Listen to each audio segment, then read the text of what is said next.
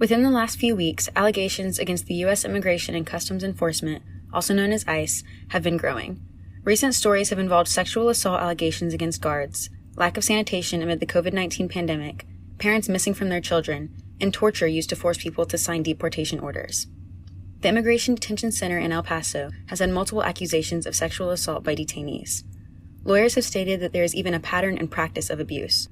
One woman, who lawyers say is a key witness in this investigation, is in the process of being deported. The woman said in a telephone interview that she would rather be deported even though she would be in danger if she returned to Mexico, because she cannot take the abuse, including sexual assault, in the detention center any longer. In 2018 alone, ICE reported 374 formal accusations of sexual assault.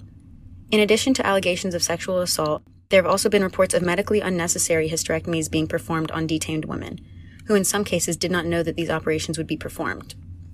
While detainees face the danger of sexual assault, there is also the problem of sanitation within their living quarters. Before COVID-19, the inspection of ICE detention centers found moldy bathrooms, food safety issues, lack of hygiene items, and little to no medical care.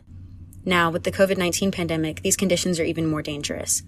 As of May 23rd, 1,406 detainees tested positive for COVID. Although guidelines were set in place to minimize COVID cases, they are virtually ineffective due to lack of space. Instead of implementing social distancing guidelines, detainees are instructed to sleep head to feet to maximize distance between each other. Another, more recent allegation that ICE faces is the issue of parents being separated from their children.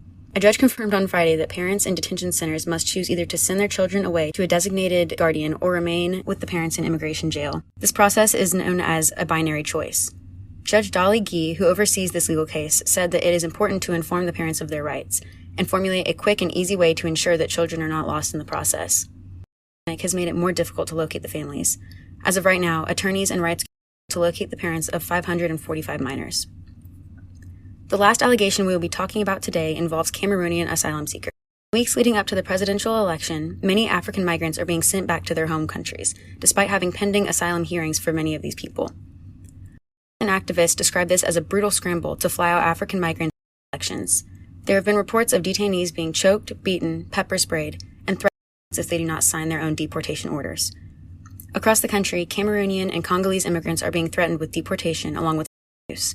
Christina Fiallo, executive for immigrants, said, "We know that the U.S. government is deporting key witnesses in an effort to silence survivors and absolve ICE of legal liability.